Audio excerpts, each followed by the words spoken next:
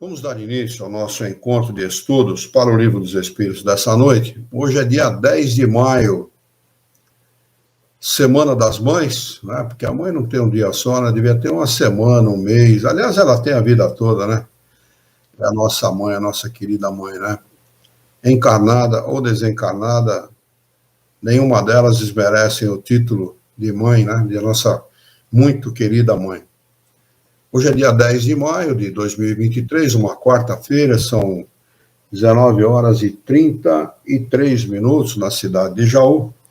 Nós estamos transmitindo esse encontro de estudos em nome da Associação Jauense de Estudos Espíritas e estamos localizados aqui na cidade de Jaú, estado de São Paulo, Brasil.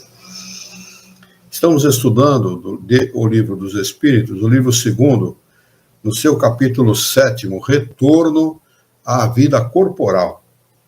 O item é o de número 7, a questão é de número 386, para quem ficou um pouco ausente aí dos nossos estudos, 386 a questão, para nós retomarmos os nossos estudos. Então, abram o seu livro na questão 386, o item 7, o título do item é Simpatia e Antipatia Terrenas. Preste atenção naquilo que Kardec vai perguntar e nas respostas dos espíritos a respeito das antipatias e das simpatias aqui na Terra. É muito interessante essas explicações, porque explica bem e com muita lógica, com muita racionalidade, por que isso acontece. Às vezes sem motivo aparente.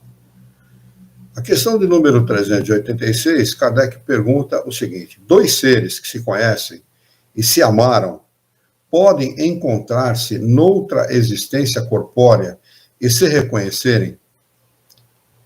Resposta dos espíritos superiores a Kardec: reconhecerem-se, não. Evidente que o reconhecimento, ela se dá pela identificação do corpo, da aparência física, não é? É claro que se viverem em outras existências, eles estão nessa existência com outro corpo físico. Então, não há o reconhecimento como nós conhecemos, né? Mas, dizem eles, serem atraídos um pelo outro, sim. E, frequentemente, as ligações íntimas, fundadas numa afeição sincera, não provém de outra causa. Dois seres se aproximam um do outro por circunstâncias aparentemente fortuitas, que não são resultado da atração de dois espíritos que se buscam, mas que são o resultado da atração de dois espíritos que se buscam na multidão. Então, isso é explicado pelas propriedades do fluido. Os fluidos, eles se atraem e se repulsam. Se há comunhão de pensamento, eles se atraem.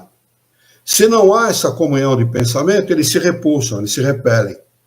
Por isso que nós temos muitas vezes, num conhecido, num amigo, num colega de trabalho, num vizinho, muito mais amizade, muito mais carinho do que nós temos por muitos parentes nossos que não são indiferentes para nós, e nós somos indiferentes para eles, porque não há essa afinidade fluídica, essa comunhão de pensamentos, de interesses, né, entre nós e eles. E quando essa comunhão existe, o entrelaçamento, a aproximação, a atração dessas duas pessoas é uma coisa natural, ninguém precisa fazer nada, não. Ninguém precisa apresentar, não precisa fazer nada. As pessoas vão se reconhecerem fluidicamente, né? Não vão se reconhecer pela aparência. A aparência é outra, o corpo é outro. Não há como se reconhecerem pela aparência. Mas fluidicamente não precisa falar nada. Bom, parece que eu te conheço há anos. Não é? Não é assim que a gente fala para a pessoa quando há afinidade? Não, você simplesmente apareceu na minha vida, mas parece que eu te conheço há muito tempo. Parece que desde o outro carnaval que a gente se conhece, né? A gente costuma brincar, né? Na questão 386A, ele pergunta o seguinte: não seria agradável para eles se reconhecerem?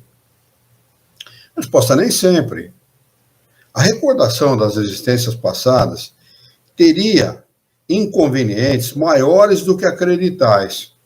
Após a morte, eles se reconhecerão e saberão em que tempo estiveram juntos.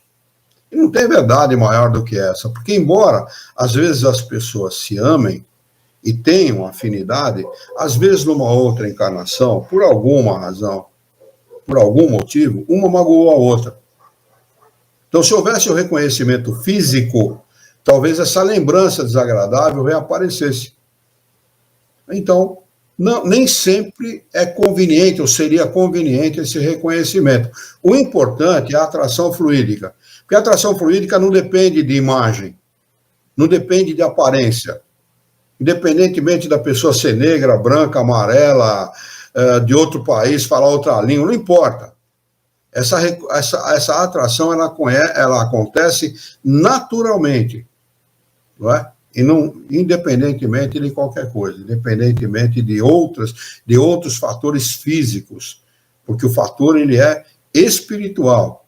O fluido, embora ele seja material, essa atração fluídica, ela se dá pela comunhão de pensamento dos dois espíritos. Então, ela tem muito mais a ver com o espírito que com a matéria. Muito mais.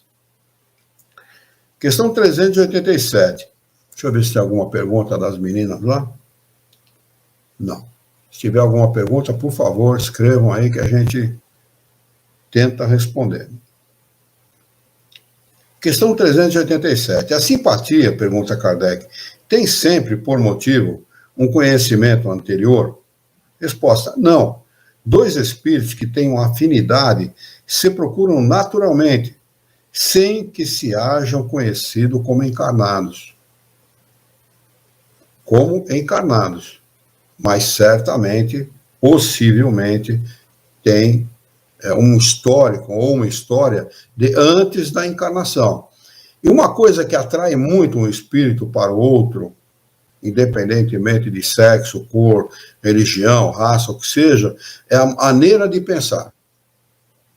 A maneira de pensar sendo comum para os espíritos, essa afinidade acontece naturalmente. Se ela for oposta, a repulsa é natural também. Por isso que muitas vezes as pessoas antipatizam com a gente, ou nós nos antipatizamos por alguém, por essa razão. Basta que o pensamento, a maneira de pensar, seja oposta à nossa, os objetivos sejam opostos ao nosso, para que haja essa repulsa natural. Questão de número 388. Os encontros que se dão algumas vezes entre certas pessoas e que se atribuem ao acaso não seriam efeito de uma espécie de relação simpática? Resposta: há entre os seres pensantes ligações que ainda não conheceis. O magnetismo é a bússola dessa ciência, que mais tarde compreendereis melhor. Magnetismo físico, material, é a quantidade de fluido vital que cada um possui. Então, os espíritos se atraem magneticamente, se atraem através desse magnetismo pela maneira de pensar. Então, há atração por essa razão, como a gente já vem explicando. Questão 389. De onde vem a repulsa instintiva que se experimenta por certas pessoas à primeira vista? Resposta: espíritos antipáticos que se percebem e se reconhecem sem se falarem. Olha, se não há conhecimento, se não há percepção daquela pessoa, e se não há nenhum motivo para antipatia, por que a causa dessa antipatia? Qual é a razão? Não tem razão nenhuma. Não é? Parece um capricho de quem está tendo essa antipatia. Não vou com a cara daquele sujeito, está acabado, não quero nem saber. Parece um capricho, mas não é. Isso tem uma razão de ser, eles vão explicar. Questão de número 390. Olha a pergunta de Kardec.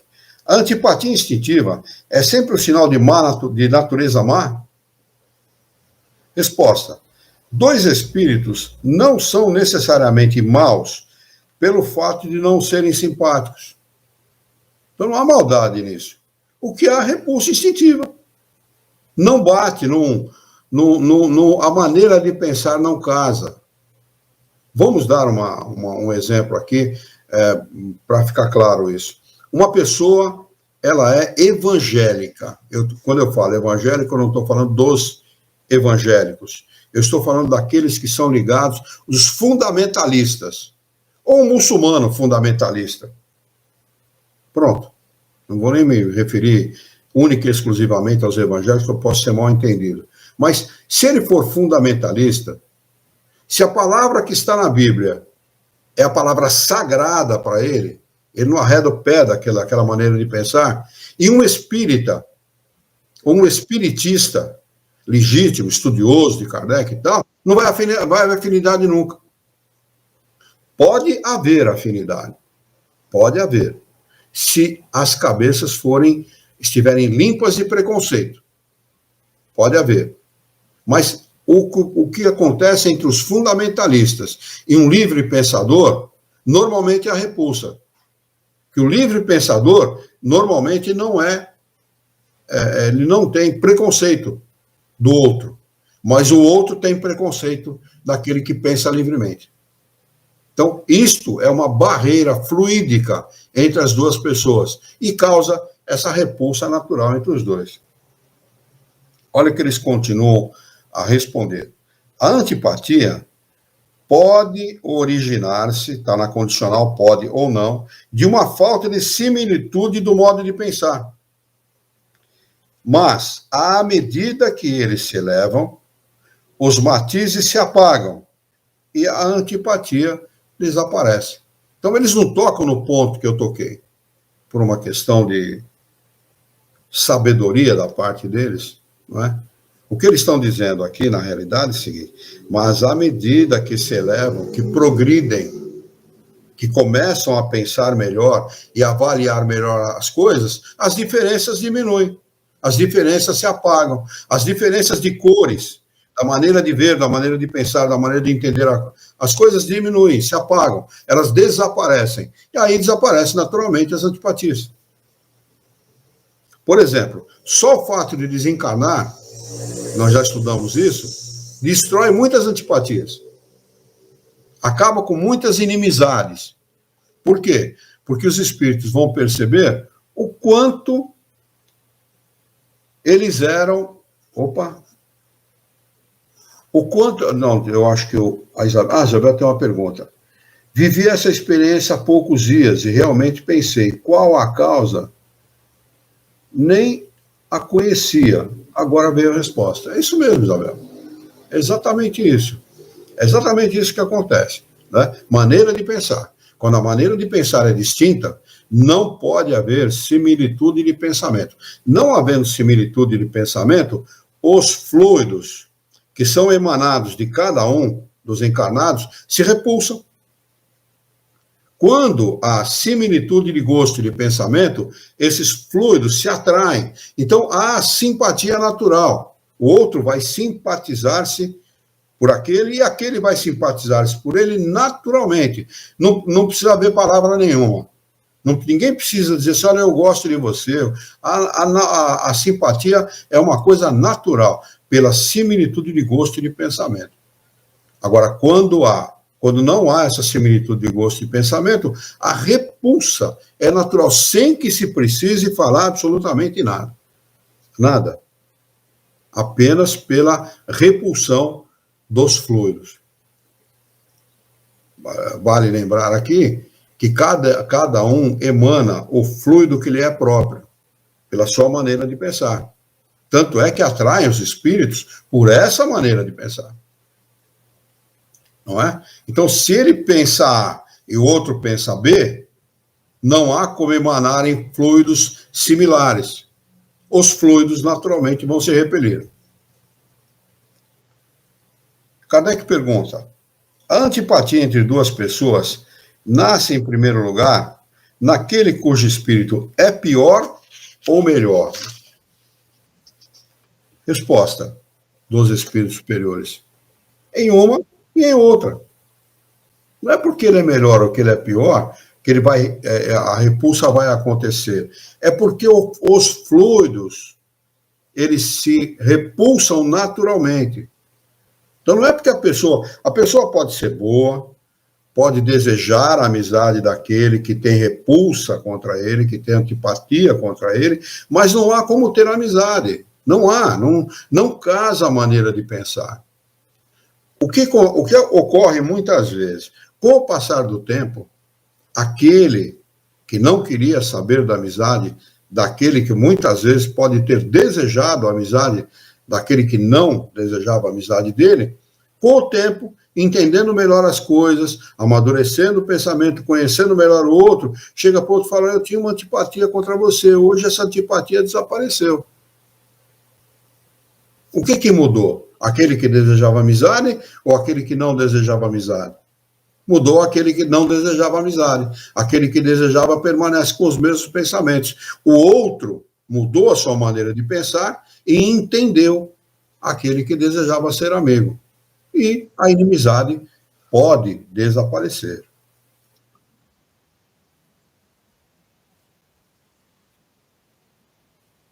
Não, encarnados. Encarnados e desencarnados. A antipatia, ela não se dá pelo corpo. Ela se dá pela emanação do pensamento. O pensamento qualifica o fluido, não é assim? Nós pensamos e qualificamos os fluidos. De conformidade com a qualificação dos fluidos, nós atraímos ou repulsamos as pessoas e espíritos, de um modo geral, encarnados e desencarnados. Se você pensar o bem, a repulsa dos espíritos inferiores, dos espíritos imperfeitos, será natural. Ninguém precisa orar um dia inteiro, fazer orações quilométricas, rezar um terço para repulsar espírito imperfeito, espírito que deseja o mal do outro. Não. Basta ele fazer o bem, basta ele pensar o bem, agir bem. As pessoas boas, eu estou falando agora aqui do nosso mundo, para que a gente possa se localizar, sempre atrai para ela pessoas boas. E o verdadeiro, o contrário também é verdadeiro. Uma pessoa que pensa o mal, faz o mal, deseja o mal, raramente vai atrair para ele uma pessoa boa. Porque fluidicamente não casa. Por que nós estamos aqui estudando o Livro dos Espíritos, não estamos no bar, numa boate, no prostíbulo? É simples a resposta. Porque a gente não tem similitude de gosto com esses ambientes. É um ambiente que não nos interessa, por alguma razão, por maturidade do nosso espírito, pela maneira de pensar, pelo desejo de construir algo bom com a nossa vida e com a vida daqueles que nos rodeiam, nós não estamos nesse ambiente. Estamos procurando nos instruir, adquirir conhecimento para melhorar a nossa conduta moral. Que esse deve ser o nosso propósito. Não é ganhar dinheiro com o espiritismo, não é ser beneficiado, ser privilegiado com qualquer coisa. Pelo contrário, quem adota a doutrina dos espíritos, normalmente, do ponto de vista material, sai perdendo. Por quê? Pode perceber. A maioria dos amigos se afasta. Se souberem que você é espírita, se afasta. É macumbeiro. Não sabe nem o que está falando. Não sabe nem como avaliar. Nem conhece espiritismo, nem sabe o que é espiritismo.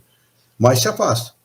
Né? Então, o que nós desejamos com a doutrina espírita, aqueles que estudam e sabem o que é a doutrina espírita, sabem o valor dessa doutrina, aliás, eu digo desta santa doutrina, o que ele realmente deseja é a melhoria da sua conduta moral. Melhorar a sua maneira de agir, de fazer as coisas, de falar, a sua conduta com o próximo. Esse deve ser o objetivo de todo espírita sério. não é? Melhorar a sua vida moral, sua conduta moral. Não é? Então, não há como haver uma similitude de gosto e de pensamento com quem não pensa assim. Né? Uma pessoa que frequenta bar, uma pessoa que frequenta uma boate, frequenta um prostíbulo, ela pode até ser uma pessoa boa. Existem muitas pessoas boas, por exemplo, viciadas em droga. Eu conheço um monte, gente boníssima, gente de coração grande, que depois que passa por um tratamento de desintoxicação, vira outra pessoa. Não é? Mas quando elas estão viciadas em droga, não há como ajudar. Por quê? Ela pensa, ela está pensando, ela está envolvida fluidicamente por um ambiente, por uma maneira de pensar, que ela não dá chance para você ajudá-la. Não tem como. Por mais que você goste dela, e por melhor que ela seja, por mais bom coração que ela tenha, você não tem como ajudar a pessoa. A repulsa fluídica natural. Por isso que a gente sempre recomenda, eu estou falando por experiência pessoal, que você só ajude alguém a partir do momento que essa pessoa pedir a sua ajuda. Se não pedir, quando alguém pede a sua ajuda, é problema seu. Quando não pede, é problema dele. Deixa ele lá com o problema dele, a hora que ele amadurecer, a hora que ele pensar de uma maneira diferente, ele pedir a sua ajuda, então mudou a figura. Aí você pode falar alguma coisa, tentar orientar, tentar ajudar de alguma maneira. Isso vale para qualquer grau de parentesco, de filho a vizinho, para qualquer grau de parentesco. Não quer ajuda? Se vira. Procura, vai lá, faz o que você acha que deve. Se quiser afundar cada vez mais no seu problema, é problema seu, não é problema meu. Né? Mas se pedir ajuda, então aí já muda de figura. Aí já realmente muda de figura. Vamos lá, ele segue respondendo o seguinte: um espírito mau sente antipatia por quem quer que o possa julgar e desmascarar. Por isso que o espírito mau não se aproxima de quem pensa o bem, de quem age bem, de quem tem uma boa conduta, ele se afasta. Mas ele se afasta de forma drástica, ele não fica no mesmo ambiente. Por quê? Porque a repulsa fluídica. Quando alguém pensa o bem, ele emana o bem. Por exemplo, o carro de quem pensa o bem, de quem faz o bem, de quem age ou procura agir corretamente, não estou falando de santo não, viu? Gente comum, gente que procura o bom caminho. O carro dele é gostoso de andar, é um carro bom, é um carro agradável. A casa dele é uma casa agradável. As coisas dele têm um caráter simpático, né? E o contrário também é verdadeiro. Entra numa casa que duas pessoas acabaram de discutir, se xingar, se ofender, e você vai sentir o peso do local. Muitas vezes as pessoas saem do ambiente e dizem assim, nossa, o ambiente estava pesado. Isso acontece na casa, isso acontece no ambiente de trabalho, qualquer lugar onde tem uma pessoa que pensa o mal, que odeia, que deseja o mal, o ambiente fluidicamente pesa e atinge a todos. É como se fosse um mau cheiro. É que como o fluido não tem cheiro, a gente não sente mau cheiro. Talvez os espíritos sintam, né? Mas é como se fosse um mau cheiro emanado de um banheiro, por exemplo. Todo mundo que está no ambiente sente o mau cheiro e se sente mal. Assim acontece fluidicamente. Quando uma pessoa deseja o mal à outra, pensa o mal, odeia muito, fluidicamente ele emana uma coisa tão pesada que atinge a todos. Então, quem pensa diferente procura sair do ambiente, se afasta daquela pessoa, se ela puder, se afasta daquele ambiente, se ela puder. Se não puder, qual é o recurso que nós devemos nos utilizar? Prece.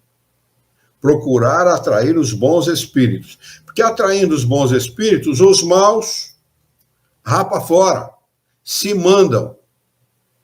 Eles saem fora. E aquela pessoa fica sozinha com a sua emanação fluídica. O ambiente fluídico fica acabando por atingir a ele só. E a mais ninguém. É importantíssimo que as pessoas saibam disso. Façam prece. Não precisa ser prece longa, não. E nem ser no ambiente. Pode ser no banheiro da empresa, da casa, em qualquer lugar. Façam preces. Não é? Peça a presença do seu anjo da guarda, do seu espírito guia, peça a presença dos bons espíritos, peça que Deus abençoe aquele lugar. Toda vez que a gente pede isso, independentemente de religião, da crença que a pessoa tem, é pensamento que vale. O que vale é o pensamento. Pensar o bem. Que quem pensa o bem, automaticamente age de conformidade com aquilo que pensa, independentemente da religião. O resto, a repulsa da pessoa pela outra maneira de crer é apenas preconceito burro. Que todo preconceituoso é burro, é atrasado. Aquele que tem preconceito contra alguma coisa é burro e atrasado. Apenas isso. Né? Não pode haver preconceito para quem adota os princípios, o modo de viver de Jesus. Jesus não tinha preconceito contra ninguém, absolutamente contra ninguém. Então nós não podemos e não devemos ter preconceito. Aqui é Isabel, a rainha... uma pessoa que se intitula rainha, diz, pura verdade, só ajude a quem te pedir ajuda. E esta senhora, deve ser uma senhora, penso eu, diz, pura verdade, só ajude quem te pedir ajuda. É isso mesmo. Senhora, o jovem, sei lá quem, que se intitula rainha. E seja bem-vinda também.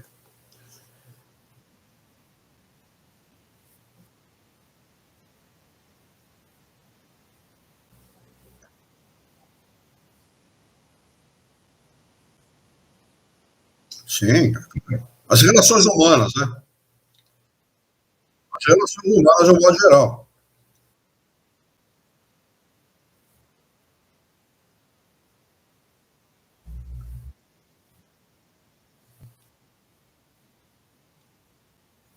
É uma repulsa natural, não é que você quer ter repulsa pela pessoa.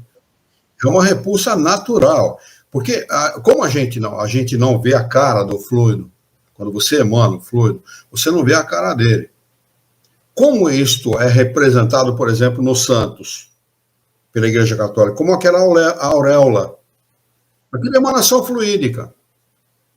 Vocês querem ter uma noção maior a respeito do que eu estou dizendo? Faça uma pesquisa no Google, como é que a molecada fala? Dá uma googada e coloca lá, fotografia Kirlian. Na fotografia Kirlian, muita gente fala, aquilo ali é a fotografia do perispírito. É nada. Tem nada com perispírito. Aquilo ali eles conseguiram fotografar a emanação fluídica das pessoas. Então, se fotografa a gente doente, a emanação fluídica tem uma aparência feia. Se fotografa alguém triste, a emanação fluídica é diferente de quem está doente, mas também não é uma emanação bonita. Aí fotografa alguém que está fazendo uma prece. Além de ser uma emanação que vai mais longe do corpo, a emanação fluídica, ela é linda, ela é bonita. Então, aquela coroa que a Igreja Católica representa os santos, aquilo é real. Aquilo é emanação fluídica de quem pensa o bem, de quem ama o próximo, de quem faz o bem, etc. Tudo isso, todos nós podemos fazer isso, independentemente de crença. Independentemente de crença. Independentemente daquilo que você professa como crença em Deus. Independentemente de ser espírita, de ser católico, de ser evangélico, umbandista, o que for. Né? É claro que a gente não está falando aqui daqueles que cultuam o demônio, porque quem cultua o demônio não pode emanar bons pensamentos, evidentemente. Mas estou falando de quem confia, de quem tem confiança no Criador e procura o caminho do bem. Por que Jesus, reiteradamente, ele pede para que os seus seguidores sigam o caminho do bem, façam o bem? Se alguém te pedir a túnica, dê também a capa. Se alguém te pedir para caminhar 50 passos, 10 passos, caminha 100 junto com ele. Se alguém te pedir dinheiro emprestado, empresta para a pessoa. Sem querer que a pessoa lhe devolva, porque emprestar dinheiro para quem vai devolver dinheiro para você não dá mérito nenhum. Você sabe que ele vai devolver, agora emprestar dinheiro para quem sabe que não vai devolver é só aquele que é desprendido materialmente. E quanto mais desprendido materialmente, mais próximo de Deus o espírito está. É fácil fazer isso? É claro Claro que não é. Se fosse fácil, a gente não estava encarnado. Nós estamos encarnados exatamente por essa razão. Nós estamos em progresso. Nós estamos nos desvencilhando das garras da matéria. Estamos retirando de nós este jugo, este aprisionamento que a matéria faz sobre o espírito. E o corpo, ninguém melhor que o corpo para aprisionar o espírito. Por isso que o desencarne é a libertação do espírito do jugo da matéria. Nós não devemos nos entristecer pelo desencarne de quem quer que seja. Pelo contrário, nós devemos nos alegrar. A pessoa já cumpriu a tarefa dela. Ela está liberta, ela se libertou da escravidão do corpo físico. Esta é a realidade. Então, tudo isso tem a ver com esse assunto que nós estamos estudando no dia de hoje. É fundamental. As coisas melhoram muito quando as pessoas se preocupam com o próximo. E eu vou citar aqui um exemplo que eu vi esta semana na internet. Esta pesquisa era para ter sido divulgada daqui a muito tempo, porque ela foi feita com 272 pessoas, se não me engano, nos Estados Unidos da América do Norte. E o compromisso com essas pessoas era só divulgar o resultado da pesquisa depois que todos desencarnassem, ou morressem, como gosta o materialista. Mas para nós é desencarnar. Então, como o resultado foi muito importante, eles pediram para as 19 ou 29 pessoas restantes deste grupo de 270 e poucas pessoas, que se eles podiam divulgar antes o resultado. Resultado que eles chegaram. Quem se preocupa com o próximo, vive mais. Olha que coisa interessante. E ali é cientista. Eles não são religiosos. Isso é gente materialista. Isso é gente ligada à matéria, aos interesses materiais. O que eles decretaram? Egoísmo mata. Egoísmo é uma coisa que mata. E mata não é o outro, mata você. Mata você psicologicamente, mata você emocionalmente e fisicamente, porque você vai apressar o seu desencarne. Quanto mais apegado às coisas materiais, quanto mais apegado aos bens materiais, mais rapidamente você vai desencarnar. Então, não é bom ser egoísta, nem espiritualmente e muito menos fisicamente. Porque quem morre antes do combinado vai ter que responder por isso. A responsabilidade é nossa, não é? Se você alterar o tempo de estada na carne pelo vício, pelo mau comportamento, pela má conduta psicológica, emocional, tudo isso é responsabilidade nossa. É do espírito essa responsabilidade. É de quem pratica essas coisas. Então é muito importante se dar atenção para isso. Quem tem preocupação com o seu próximo, vive mais e vive melhor. Vive mais confortavelmente. Dorme melhor, come melhor, tem mais bom ânimo, tem mais alegria, se relaciona com as pessoas com mais facilidade. Bom, vamos aqui ao final da resposta. Ele diz que, ele estava dizendo aqui, vamos ler de novo. Um espírito mau sente antipatia por quem quer que o possa julgar e desmascarar. Vendo uma pessoa pela primeira vez, percebe-se que ela pode desaprová-lo. Seu afastamento se transforma em ódio. Inveja, ele inspira o desejo de fazer o mal. O bom espírito sente repulsa pelo mal, porque sabe que não será compreendido por ele e que ambos não participam dos mesmos sentimentos. Mas, seguro de sua superioridade, não sente contra o outro nem ódio, nem inveja, contenta-se em evitá-lo e lastimá-lo. Olha a diferença entre aquele que pensa o mal e o que pensa o bem. O que pensa o mal vai se afastar de quem pensa o bem e vai odiar, vai invejar, vai desejar o mal para outra pessoa. E quem pensa o bem vai se afastar, porque há uma repulsa natural, não há como você ser amigo daquela pessoa, mas, no entanto, não vai permitir, dentro do seu coração, nenhum tipo de mau sentimento. Nem inveja, nem ciúme, nem ódio, nem rancor, nem nenhum tipo de mau sentimento. Não é? Aliás, a mágoa é uma coisa extremamente perniciosa fisicamente para nós. Olha a etimologia da palavra mágoa. A formação dessa palavra, água. De quanta água o nosso corpo é composto? 69,9 uns quebrados. Quase 70% de água. Que tipo de água a gente quer ter dentro da gente? A má água ou a boa água? E quem pensa o mal, qualifica mal os fluidos, consequentemente classifica mal a água que está dentro do seu próprio corpo, que é 70% da sua composição física. Eu não lembro, nunca lembro o nome desse homem, que é um ser extraordinário, um japonês fabuloso, que ele fez uma pesquisa com a água. Você me falou uma vez o nome dele, você pesquisou rapidamente no Google aí, falou. Né? Quem puder aí, a Daniela, quem puder, faça essa pesquisa, que nós vamos divulgar mais uma vez o nome, para que as pessoas façam essa pesquisa e saibam daquilo que eu estou falando. Ele coloca moléculas de água, ele submete uma molécula de água à voz de Hitler, por exemplo. A molécula toma uma aparência terrivelmente feia. Depois ele submete uma mesma molécula de água a um rock pauleira, rock pesado, terrivelmente feia a molécula. E assim sucessivamente. Depois ele vai submeter a uma prece, a molécula fica linda, maravilhosamente bonita. E há outras situações em que a gente vê o significado da mágoa, da má água.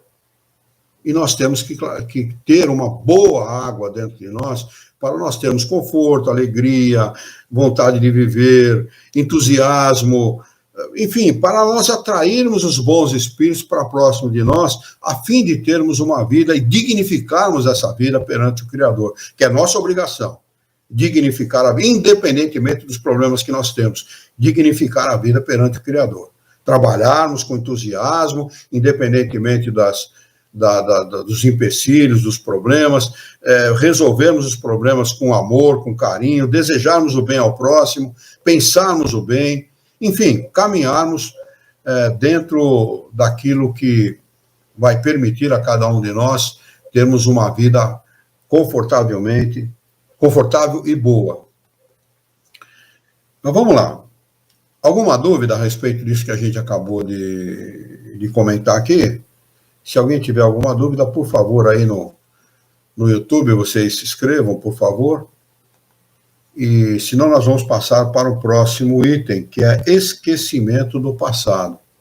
Que é uma coisa que intriga muita gente, viu? Ah, tá aqui, ó. A nossa querida Daniela Bozo colocou, não é seria não, é isso mesmo. É Masaru Emoto, o nome desse japonês. Dá uma googada aí, coloca o nome lá, Masaru Emoto, que vocês vão ter essa pesquisa a respeito da água, feita por este japonês extraordinário, que mostra para o homem que é vantagem ser bom, que é vantagem praticar o bem, que é muito bom ser bom, né? Vale a pena as pessoas saberem disso. Masaru Emoto. Obrigado, Dani. Vamos lá. Esquecimento do passado. Questão 392. Por que o espírito encarnado, pergunta Kardec, perde a lembrança do seu passado? Resposta: o homem nem pode, nem deve saber tudo. E quando eles falam o homem, eles estão falando do ser encarnado, não do espírito, do ser encarnado. Deus assim o quer, na sua sabedoria. Sem o véu que lhe encobre certas coisas, o homem ficaria ofuscado. Ou seja, não iluminado, é o contrário de iluminado. Ofuscar é o contrário de iluminar. como aquele que passa sem transição da obscuridade para a luz. Pelo esquecimento do passado, ele é mais ele mesmo. Olha que interessante, é verdade mesmo. Vamos dizer que eu, Luiz Herrera, habitante desse planeta Terra, talvez por mais alguns anos, vai saber, não é? Mas há 71 anos, habitantes desse planetinha Terra aqui, tivesse sido no passado um ferrenho adversário da doutrina espírita. Como eu estaria hoje, aos olhos de vocês, vocês me reconhecendo como aquele cara no passado, como eu estaria hoje falando de doutrina espírita? Eu estaria envergonhado, desenchavido, como diz o baiano, avexado, envergonhado, né? E não teria condição, não teria a mínima condição de falar sobre doutrina espírita, essa doutrina que eu tanto amo, que eu tanto prezo, né? E vocês, naturalmente, não iam dar a importância para aquilo que eu falasse, embora eu esteja falando do livro, eu estou apenas retratando aquilo que é ensinado pelos espíritos superiores, não estou falando nada da minha cabeça. Quando é da minha cabeça, quando é opinião pessoal, eu falo. Esta é a minha opinião pessoal. Mas normalmente, eu me atenho somente àquilo que os espíritos nos ensinam. Os espíritos superiores nos ensinam, né? Então, como estaria a vista de vocês, né, sendo uma porcaria do passado? Não teria a mínima condição de me expressar com liberdade e com naturalidade, não é? E aqui tem uma nota do tradutor, do professor José Herculano Pires, que diz o seguinte: algumas tradições dizem, esquecido de seu passado, ele é mais senhor de si.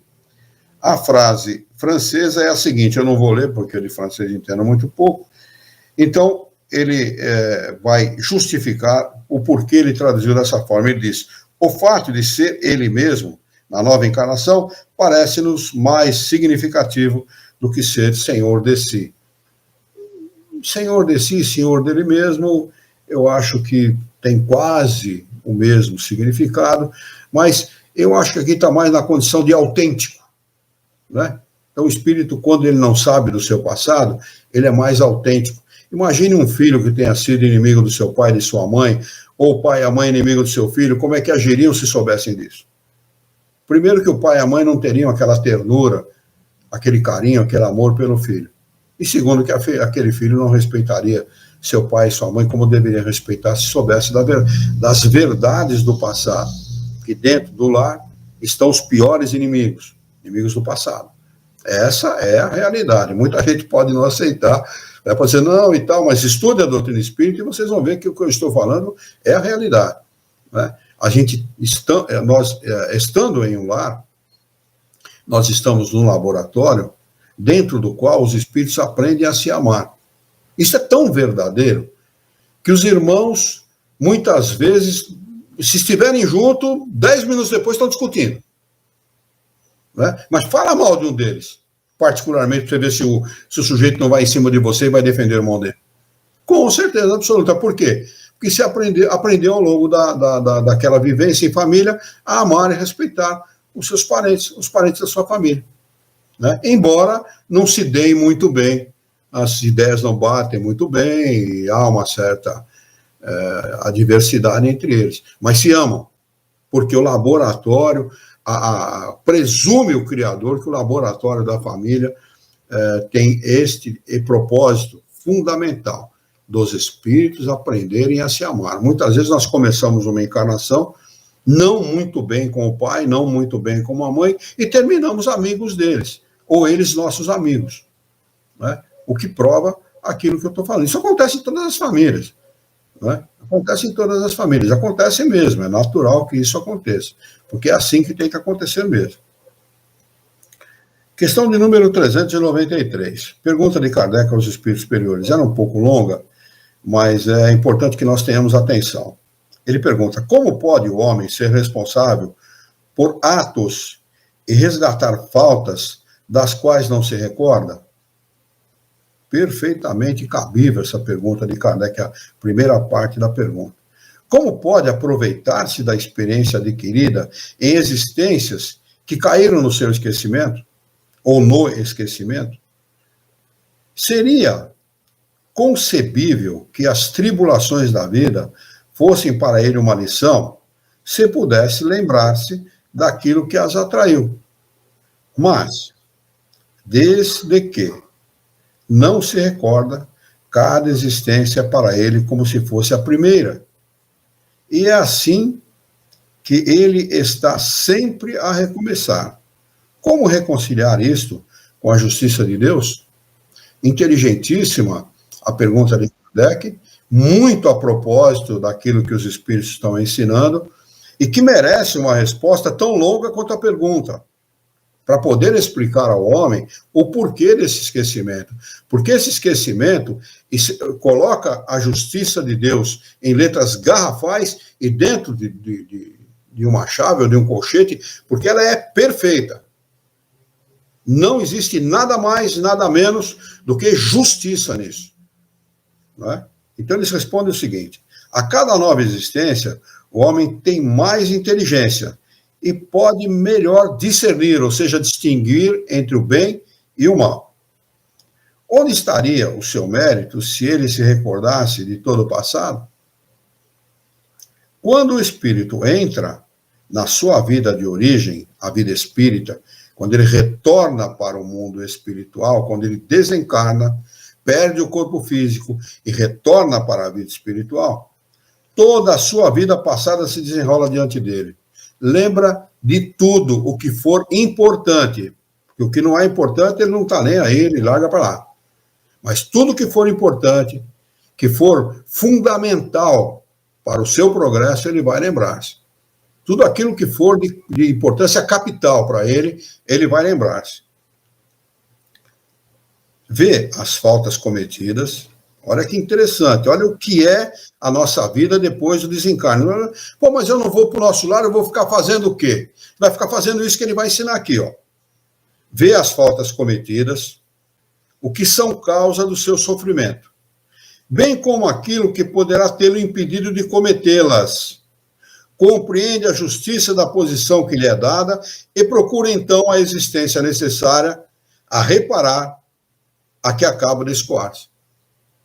O que ele está ensinando aqui, que ele vai desencarnar, vai enfrentar tudo aquilo que ele fez de mal nas encarnações passadas e na última encarnação, vai receber a recompensa de tudo aquilo que ele fez de bom, vai fazer uma avaliação justa de tudo isso e vai reprogramar uma nova encarnação ou uma reencarnação, se for no mesmo mundo do qual ele saiu. É assim que a coisa funciona. Não tem nada de nosso lar, nem de vosso lar, nem de coisa nenhuma. Não precisa disso. O espírito tem muito trabalho, muita tarefa a fazer depois que ele deixa a vida material. Ele precisa, como um bom aluno aplicado, aquele que realmente quer progredir, quer avançar no seu progresso espiritual, fazer uma avaliação justa de todas as suas encarnações, daquela encarnação que ele acabou de deixar. É pouco trabalho isso, não? Vocês já pararam para pensar nisso, não? Deve ser um trabalho imenso, porque, primeiro, ele precisa anotar tudo aquilo que está lhe causando sofrimento, porque causa sofrimento. Depois que desencarna, deixa a matéria, o sofrimento é muito maior que encarnado. E como encarnado, nós temos a atenuante do sono, ou do sono natural, no qual o espírito pode reencontrar-se com os outros espíritos, quando ele é um espírito evoluído, ele pode encontrar-se com os espíritos do mesmo alcance espiritual dele, ou então no sono induzido, por remédios, por barbitúrico, seja lá o que for. Mas ele tem essa atenuante. Os espíritos superiores só consentem encarnar no nosso mundo porque eles têm aquelas 8 horas em que eles podem relacionar-se com os outros espíritos superiores. Senão, não consentiriam. Porque a opção é deles. Fala, mas Deus não obriga coisa nenhuma. Livre-arbítrio. Né? Já nós, não. O que acontece conosco? Se nós nos conduzirmos bem pela vida, nós ganhamos, como recompensa, nos relacionarmos com os bons espíritos ao longo do nosso sono, do sono no corpo físico. Se isso não é verdadeiro, o que vai acontecer? vamos nos relacionar com aqueles que são motivos das nossas desavenças, do nosso ódio, da nossa mágoa, da nossa inveja, de tudo aquilo que nos caracteriza. Mas ele tem essa atenuante. No mundo dos espíritos não tem, não existe barbitúrico lá. Ele vai defrontar-se com seus problemas dioturnamente. Ele vai encarar as suas desavenças, ele vai encarar o seu ódio, o mal que ele desejou para o outro, e ele vai ter que começar, a partir daí, a fazer uma avaliação e a tentar pedir ajuda dos bons espíritos para tentar programar uma nova encarnação na qual ele vai procurar corrigir tudo aquilo que ele fez de errado. Programa aí 10 pontos fundamentais para ele reencarnar e cumprir aqueles 10 pontos, às vezes não cumpre nenhum. Acontece com a maioria, não é? Porque chega aqui na matéria, se engana com a ilusão, né, da matéria e acaba cometendo os mesmos erros, talvez piores até do que na última encarnação. Por isso que é importante o esclarecimento e é importante nós vigiarmos. Não só orarmos, não, mas principalmente vigiar, que é primeiro vigiar, depois orar. Por quê? Porque é mais importante vigiar. Vigiar a nossa conduta, a nossa maneira de ser, a nossa maneira de nos conduzir pela vida, a maneira pela qual nós lidamos com o nosso próximo. É fundamental. E eles continuam respondendo: procura provas semelhantes àquelas por que passou, ou as lutas que acredita apropriadas, que ele acredita apropriadas, não é departamento reencarnatório, não. Ele, o espírito, acredita apropriadas ao seu adiantamento e pede a espíritos que lhe são superiores para o ajudarem na nova tarefa a empreender, porque sabe que o espírito que lhe será dado por guia nessa nova existência procurará fazê-lo reparar as suas faltas, dando-lhe uma espécie de intuição, porque na realidade é inspiração. Intuição é pensamento próprio, é aquilo que o espírito pensa por ele mesmo. E intuição é aquilo que vem de fora, aquilo que é inspirado pelos espíritos superiores, pelos nossos espíritos guias. Então é uma espécie de intuição. O espírito pensa que é dele, o encarnado pensa que esse é meu pensamento. Eu não tenho que agradecer pela água que eu achei no deserto, porque graças a mim eu encontrei. Quando, na verdade, ele foi conduzido por um espírito superior a encontrar aquela água. Então, é um ingrato. Né? Nós devemos aprender a ser gratos por tudo aquilo que Deus nos dá, inclusive pelos problemas, pelas dificuldades, pela falta de dinheiro, pelo excesso dele, e saber usar tudo aquilo que Deus nos dá. Essa mesma intuição é o pensamento, o desejo criminoso que frequentemente vos assalta e ao qual resistis instintivamente, atribuindo a vossa resistência, na maioria das vezes, aos princípios que recebeste de vossos pais, enquanto a voz da consciência que vos fala, essa voz é a recordação do passado, voz que vos adverte para não cair nas faltas anteriormente cometidas. Então, muitas vezes a gente pensa que é princípio recebido dos pais. Não, é a voz da nossa consciência nos advertindo: você fez a mesma burrada lá atrás, não faz outra vez. Porque vontade de esganar o próximo a gente tem dioturnamente. O cara faz burrada na nossa frente, dá vontade de pegar na garganta do peão e apertar até o cara, até dizer chega, até faltar o ar pro cara. Que é tanta besteira que a gente vê sendo feito, cometido na nossa frente, que essa é a vontade que a gente tem. Mas o que a gente faz? A gente se contém. Por quê? Porque foi dessa forma agressiva que nós agimos no passado. E isso que nos trouxe a uma outra encarnação, vai levar a uma outra, até a gente superar esse equívoco que a gente comete. Jesus falava assim: sede mansos como a pomba e prudentes como a serpente. Mas primeiro ele disse: sede mansos como a pomba. Prudência é uma necessidade na nossa vida. Nós devemos ser prudentes. Pô, eu vou pegar esse copo de álcool e vou tomar? É agradável para mim? Mas eu devo. Preciso pesar se eu devo fazer, porque pode ser que aquele algo que tanto lhe agrada hoje tenha sido motivo de perdição de uma outra encarnação e um motivo de sofrimento nessa encarnação. Isso vale para... Eu estou citando o álcool, porque é uma coisa muito comum, né? Mas isso vale para todas as coisas. Pô, o cara que está necessitado lá, ele me pediu ajuda, eu não colaborei, eu poderia ter colaborado. Pesa na consciência. Porque foi esse egoísmo que nos trouxe ao mundo novamente, que nos trouxe à Terra novamente, ao mundo de expiação e provas, um mundo de sofrimento, um mundo onde as pessoas sofrem terrivelmente. Não porque o mundo lhe impõe o sofrimento, mas por causa da sua própria ignorância. Nessa nova existência, se o espírito sofrer as suas provas com coragem e souber resistir, eleva-se a si próprio e ascenderá, progredirá na hierarquia dos espíritos, quando voltar para o meio deles. Olha o propósito do que acontece com os espíritos, o propósito de quando nós desencarnamos. Não é ficar que nem anjinho batendo asinha, porque isso não existe. Vida contemplativa, isso é uma falácia pregada por aqueles que não sabem o que é a vida espiritual. Vida espiritual, como vida material, é trabalho incessante.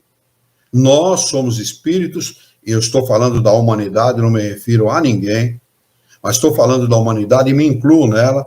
Nós somos indolentes. Nós somos aqueles... Eu estou falando aqui de um modo geral, é claro que uma boa parte das pessoas não são assim, mas uma boa parte das pessoas são aqueles que, se o mundo acabar, que acaba em barranco para o cara morrer encostado. Essa é a realidade. Então, o que a vida nos ensina?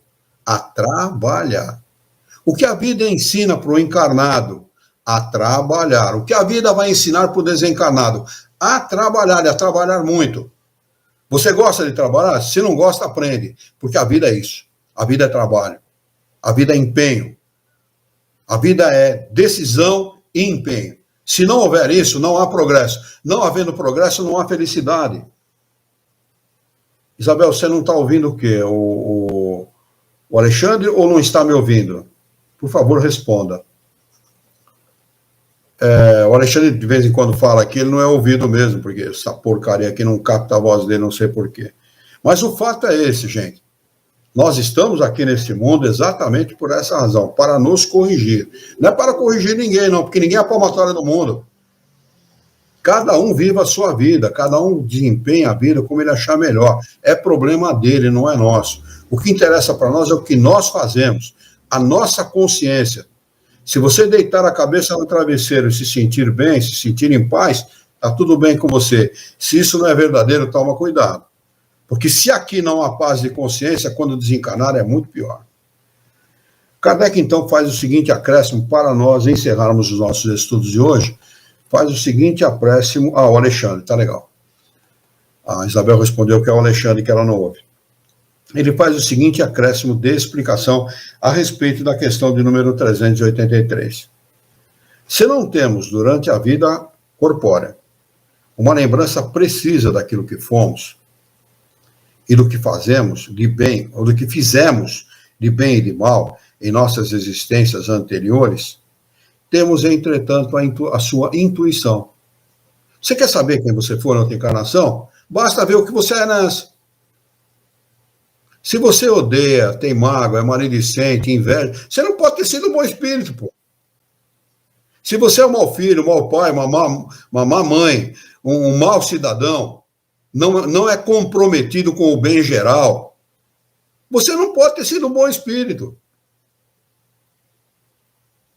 O que não quer dizer que você não pode tornar-se um bom espírito. É claro que pode. Pode e deve, depende do seu comportamento. Agora, você não precisa lembrar da vida passada para saber se você foi bom ou se foi mal. O seu comportamento fala de quem você é. Ele continua, ele segue explicando. E as nossas tendências instintivas são uma reminiscência do nosso passado. Aquilo que a gente tem como tendência instintiva é uma reminiscência, uma recordação daquilo que a gente foi no passado. Às quais a nossa consciência, que representa o desejo por nós concebido, de não mais cometer as mesmas faltas, adverte e que devemos resistir. Não é? Então, a nossa consciência está sempre ligando a luzinha vermelha. Ó, não está certo. Você fez. Às vezes, o sujeito, o que ele faz? Ele tenta conciliar o que adverte a consciência, né? As admoestações da consciência, com a sua maneira de agir. Ah, mas eu faço isso porque é bom para mim. Todo mundo faz. Se todo mundo faz, é bom. Mas a tua consciência está te avisando, borrão. A tua consciência está te alertando. Se a luzinha vermelha ligou, não interessa o que os outros fazem, o que a maioria faz, o comportamento da maioria. Interessa aquilo que é bom para você, para o teu espírito, aquilo que vai te fazer feliz. Porque se te faz infeliz aqui na matéria, se a luzinha vermelha da consciência está acendendo, é porque te faz infeliz, vai te fazer muito mais infeliz depois que você perdeu o corpo físico. Aí você vai lamentar. Sabe aquela historinha do mendigo que pedia comida à mesa do rico, e depois desencarnam os dois, e o rico está lá, é assim que é retratado, né, pelos religiosos, está lá no inferno, e pede que o pobre molhe o dedo na água e coloque na boca dele, porque ele está sedento. E lá, do outro lado, alguém diz para ele, olha, ele não pode fazer isso, a distância entre vocês é muito grande. Quando você esteve lá na matéria, quando vocês estavam encarnados juntos, ele ficava pedindo para você que lhe dá um pedaço de pão e você nunca deu. Ah, então manda alguém advertir os meus irmãos, que eles fazem isso também. Eles estão lá ainda, eles não desencarnaram, eles estão lá, estão vivos ainda. Não, seus irmãos têm o Evangelho. Não falo da Bíblia, não. Seus irmãos têm o Evangelho de Jesus. Eles que leiam no Evangelho e sigam aquilo que ali está orientado. Então, nós não devemos fazer o que faz a maioria, porque a maioria não está nem aí para Jesus ou para aquilo que fala o Evangelho. Eles querem que se arda. Vale o prazer sexual, vale o prazer físico, vale as drogas, vale tudo aquilo que o mundo oferece, mas as palavras de Jesus é bobagem, isso aí é coisa inventada. Como o cara quer amortecer as admoestações da sua consciência, não, isso aí é o ópio do povo, isso é coisa inventada porque não tem o que fazer. Depois da morte, é nada, a vida acaba e fim de conversa. E não é assim. Que se alertem aqueles que pensam assim. Busquem informações. Saiba que não é assim. A vida continua. Com corpo ou sem corpo físico, nós sempre estaremos na vida. Isso está na Torá. O judeu pensa assim. Então Jesus pensava assim e sabia dessa verdade. Há 2000 anos atrás. E há muito mais tempo, Sócrates, Platão, aqueles filósofos da Grécia Antiga, pregavam, ensinavam as mesmas coisas. Porque é uma verdade. Desde que a humanidade é a humanidade, a sobrevivência da alma e a reencarnação é uma verdade ensinada. Ensinava-se nos templos aos iniciados, de forma particular, reservada, mas hoje não. Hoje nós estamos estudando aqui o Livro dos Espíritos. A verdade já foi revelada. O que estava oculto já foi revelado. Hoje é ensinado para todo mundo, de forma aberta, ampla, para todas as pessoas. Se você quer dar ouvido ou não, é problema seu. Mas que essa verdade está exposta para quem quiser ouvir, está. Então, que se dê ouvidos, para que você não tenha que desencarnar e passar pelos mesmos problemas lá do rico, que estava lá no fogo, ardendo no fogo do inferno. É claro que isso é uma imagem, né? Que não é verdadeiro. Na realidade, o sofrimento do espírito é tão grande que ele imagina que não vai ter mais fim. Então, como não tem mais fim, ele aprendeu que o inferno é assim, ele retrata aquilo como inferno. Mas o inferno em si não existe. O inferno é um estado de alma, assim como a felicidade também é um estado de alma. A felicidade é isso. A felicidade é a tranquilidade de consciência, a paz que a pessoa tem dentro de si. Isso é felicidade. Tem coisa melhor do que tranquilidade de consciência? Tem coisa melhor que paz interior? Tem coisa melhor que você olhar alguém e desejar o bem para a pessoa, independentemente de articular palavras ou não, apenas pelo pensamento, independentemente se a pessoa tem simpatia por você ou não. Não depende de nada. Desejar o bem não depende de nada nem de ninguém. Jesus foi crucificado, foi dado a ele uma morte ignominiosa, certo? Ele foi vilipendiado, humilhado, e, no entanto, morreu perdoando. Pai, perdoa-lhes, porque eles não sabem o que fazem. E não devia nada, e nós devemos. Ele não devia absolutamente nada. Nós somos devedores. Nós somos espíritos imperfeitos. Ele não, ele era um espírito perfeito. Demonstrou isso ao longo da sua vida e demonstrou isso, sobretudo, no momento do seu desencarne. Muito bem, nós já avançamos aí 8 minutos no horário previsto, porque precisava acabar essa questão aí. Se ninguém tiver nenhuma dúvida, não tiver pergunta nenhuma, nós vamos passar para a nossa prece de encerramento. Podemos fazer a nossa prece? Muito bem. Então vamos lá. Vamos elevar o nosso pensamento, mentalizar a figura excelsa e amiga de Jesus, nosso mestre, nosso modelo e guia da humanidade, e juntos com Jesus vamos nos dirigir ao Criador, ao Senhor da vida, fonte inesgotável de paz, de amor, de bondade, misericórdia e justiça, para agradecê-lo muito pela oportunidade de aqui estarmos reunidos em seu nome, para discutirmos as questões propostas pelo Livro dos Espíritos dessa noite. Queira o vosso amor, a vossa misericórdia, que tenhamos bom ânimo, coragem, determinação, ideias renovadas, alegria de viver e muito entusiasmo, para que nós possamos trabalhar e dignificar a vida. Auxilia-nos ainda, Senhor, dá-nos a coragem e a força necessária para que nós possamos orientar a própria existência por um profundo e sincero respeito pelo nosso próximo. Em teu nome, Senhor, em nome de Jesus, em nome dos bons espíritos, em nome do nosso diretor espiritual e de sua equipe, nós declaramos encerrado o nosso encontro de estudos dessa noite, e que assim seja.